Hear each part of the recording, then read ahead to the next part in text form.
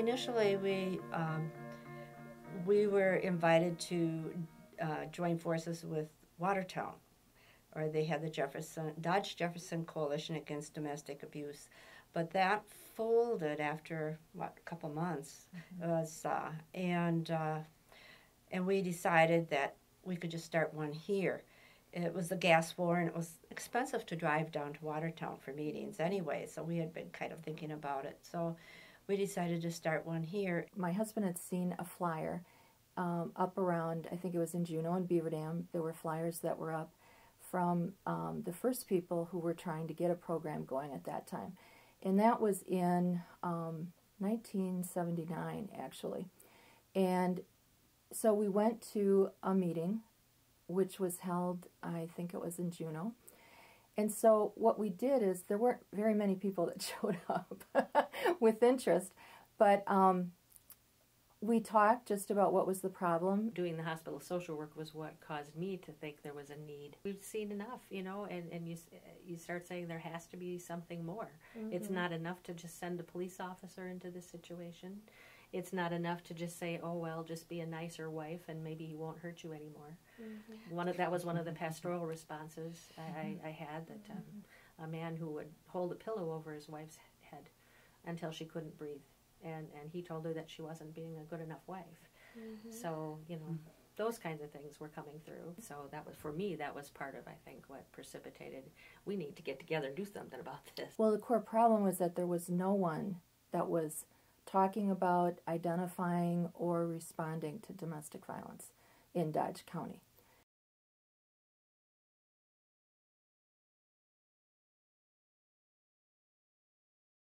I think it was in 1980 we started the first crisis line. But initially, when the calls were going through the crisis line at the mental health center, and they were referred to us, I mean, the only thing we could really do is inform the individual of what was available.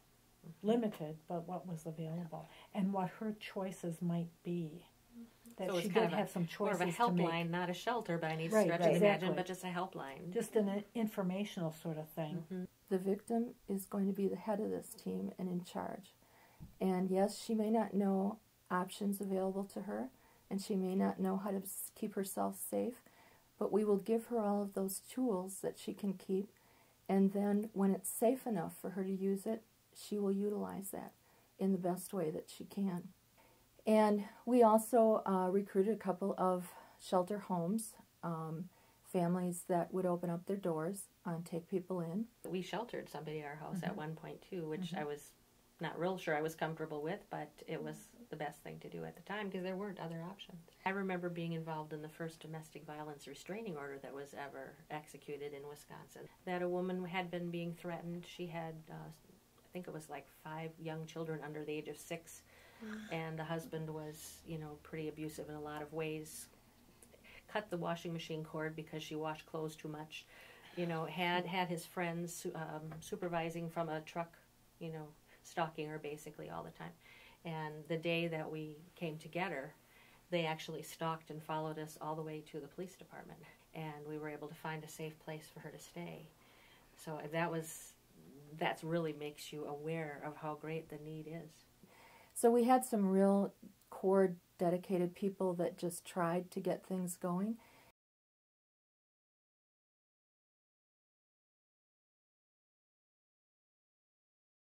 We had, for finances, we had fundraisers. I mean, we had bake sales and things, and then when Marge worked at the nursing home, we would go over there at prior to lunchtime, and we would make sub sandwiches. And in particular, the mental health center from Juneau supported that a good deal because they would have somebody come over and they'd order like 10 sandwiches. So. And that was just to pay for the phone bills at that time. We talked about applying for our first state grant, which we received in 1982. And what we had to do before we were eligible for the grant was to get a board of directors, write the first set of bylaws, those kinds of things. My husband and I were both on the board. At that time, my husband wrote the very first bylaws. And we had a number of other people. We had a police chief from Randolph, We had a lawyer from Mayville. We had a couple people who were on that board who were, at one time, had been a victim of abuse and didn't consider themselves anymore. They had gone a step beyond that and gone in a real positive way. But they really had a lot to offer, some really good ideas about what we needed to do. And we wanted people from all over Dodge County, not just Beaver Dam, and we wanted from different professions and business, and we wanted a real varied board, and I think we achieved that. So we just had a lot of very good people, Sue Orlowski, Marge Tice, a lot of people that created that first board and then helped get things set up for us to apply for the grant. And then I wrote a grant. The state offered, started offering grants, so we wrote and got the grant. And the grant funding was only enough to open up an office. And so we opened up our first office at Beaver Dam Hospital. It was called the 38 building, the real old wing of the hospital, and we actually had to rent. We actually had to pay rent. That was my office in that wing for a while. Yes, and we had two, what they were old patient rooms, and they were connected through a bathroom. Well, the first thing we did, because we had grant money, is we hired a director. And the first one didn't work out real well because she had come from a domestic abuse background.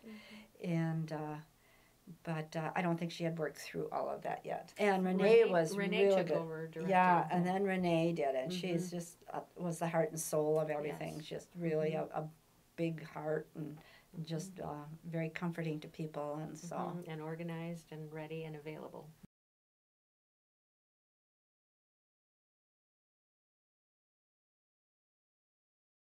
Once we felt that we were trained, we started to go around and talk with police departments and the hospital and other agencies to try and let them know that we were advocates that were on call. I remember giving talks, trying to get information out to the community that this existed.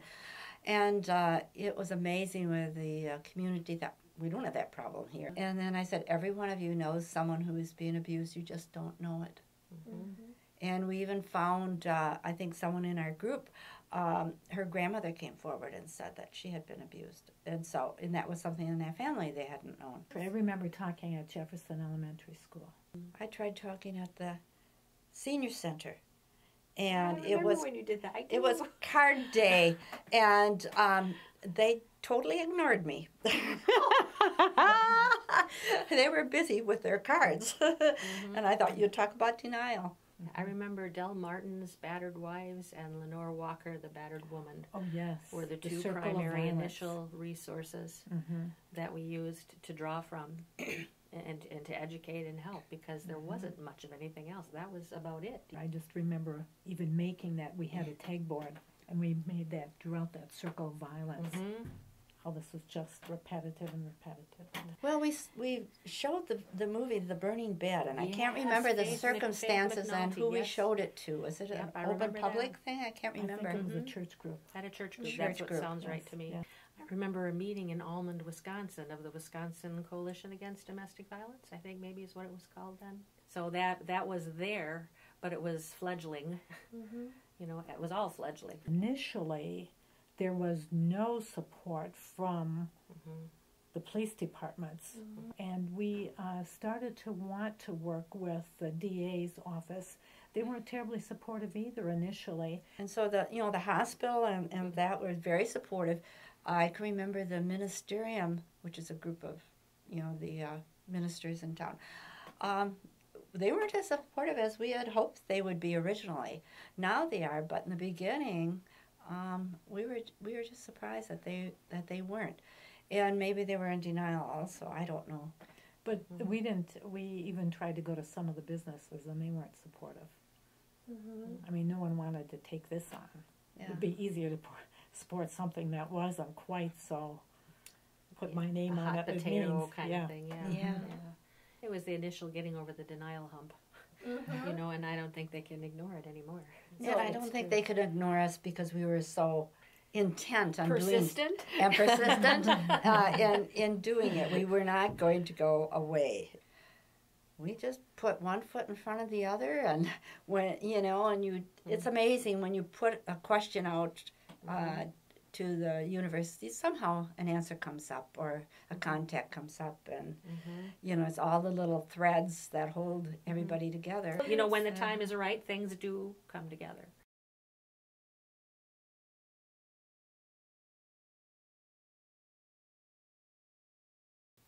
So then we started realizing that we needed a shelter. I linked up with Pastor Mark Muldrum, which was the best linkage I could have ever done. He is such a talented man. In the course of all of this, it became apparent that PAVE was overworked and under-resourced in terms of shelter locations. They had a couple homes in the county, but they were liquid. They were here today, gone tomorrow kind of thing. It was very difficult to find shelter. And most of the time, the women and children had to be sent to either Fond du Lac or West Bend, and sometimes Dane County, and that was problematic logistically to separate the mother and the children from immediate relatives who were supportive and friends who were supportive. So in the course of all this, one day I was sitting at my desk, and it just came upon me, we should have a shelter. Now, Renee was saying this, I knew this, but I just said, now's the time. I just sensed now was the time. So I picked up the phone, I called Renee, and I said, Renee, do you want a shelter? She says, well, of course I want a shelter. Okay, you're going to get one. And so we started looking at grants that we could apply for. WIDA at that time had a $40,000 grant, but you needed to show them that you had other support in the community. So I immediately set out to establish a coalition of Lutheran churches across the board, ELCA, which we were, Missouri Synod and Wisconsin Synod. And I could do this by going throughout the county, talking to all the pastors and councils, and we got tremendous response. So we got a coalition of about 15, 17 congregations throughout the county, every corner of the county, and that enabled us to write a good grant to the Siebert Foundation. He was able to get all three synods of the Lutheran Church to work together, which was the first time ever that happened. And we were able to apply for a $15,000 grant from Siebert. He and I went and met with people at the Siebert Foundation. They wanted to know how we were able to get the three churches to work together because no one ever had before. And so they were very impressed, which was nice.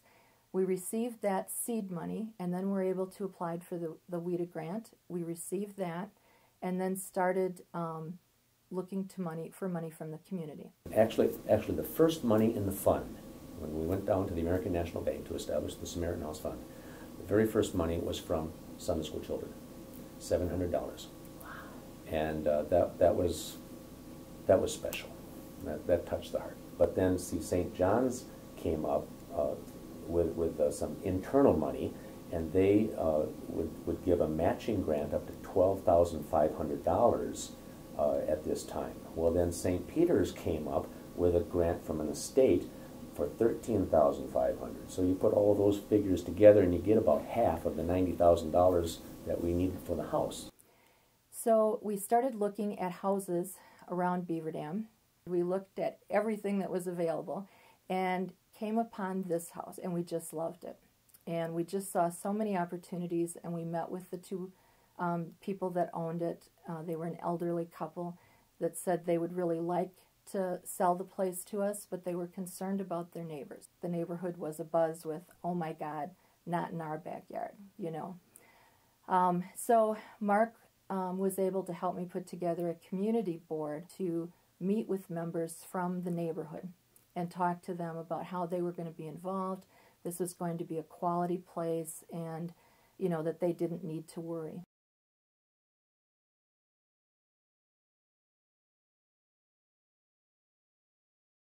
The initial work was begun in '88 for the house. We found the house in '89, and in February of 1990 we had our first open house, or that was kind of the birthday of the house. So Mark had the bishop and the archbishop come to do a blessing of the shelter. He invited all of the, the senator, the representatives, all the people from the community. We had a lot of church people. He invited newspaper, radio, TV people. I mean, it was a really big production. But I have to tell you, one of the most memorable times for me was watching the bishop and the archbishop with the branch and the holy water go from room to room of the shelter. I mean, I get choked up just thinking about it, and blessing the house, and that it was just very spiritual. And then afterwards, everyone went outside and held hands around the big tree in the front yard to signify how the community would work together.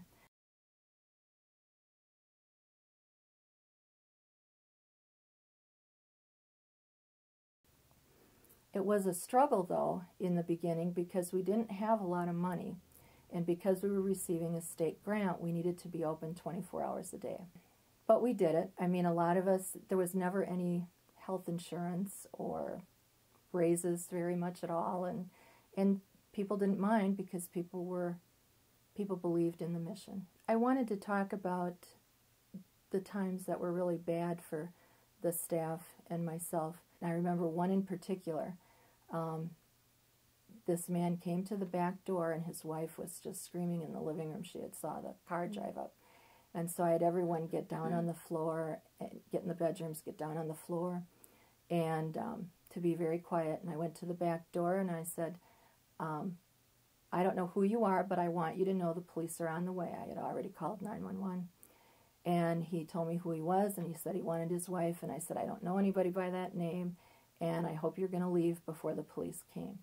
Well, he made a couple of threats, and he shot a gun off in the air. By the time police came, he had gone. That was probably one of our scariest times.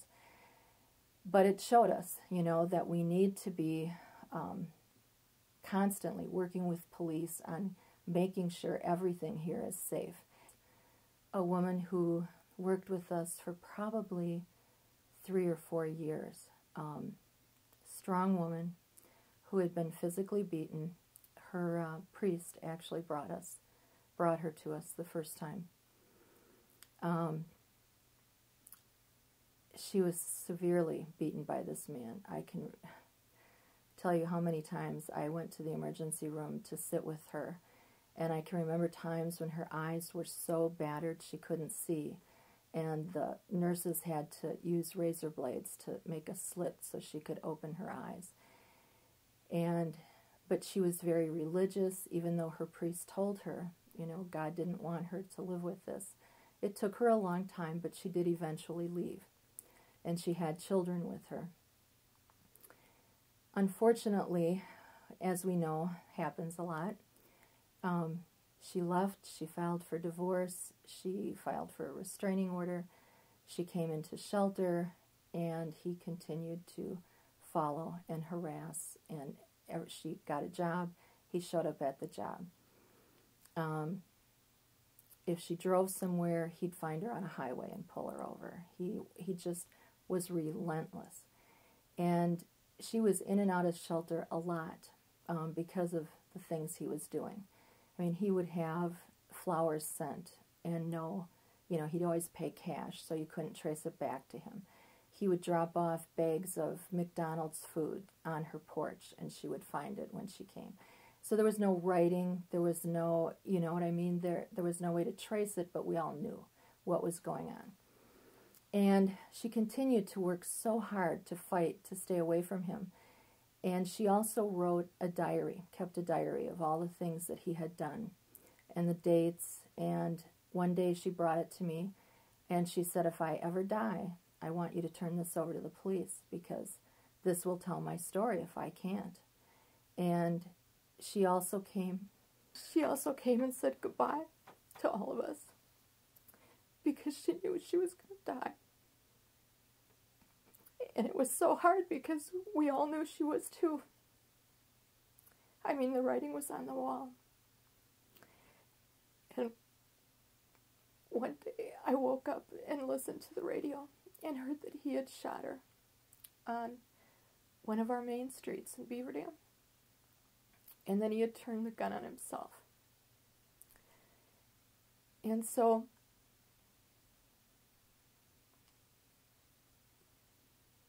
that was a time where we questioned, what are we doing?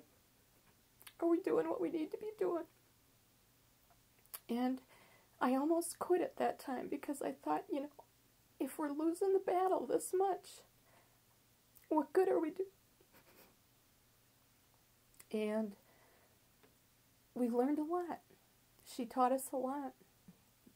You know, the legal system can only do so much, and we can only do so much. And each time we've had a murder, the staff has done, you know, a time where we sit and talk about, you know, did we do everything we could? If we didn't, what are some things we should learn from that we can carry with us into the next families that we work with? We need to get better at accepting women where they're at, whether they have alcohol or drug abuse issues, whether they have been charged with a crime or whatever. Our shelters need to be very forgiving and realize and look at the whole person and realize what brought them to this point and why are they doing these things. And that's one thing that I've been proud of over the years, is that I think that the PAVE has been very open to those women.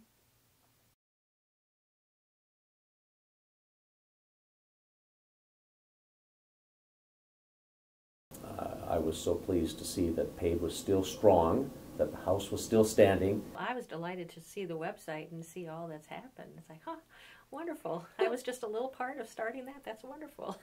And then to see what you have now.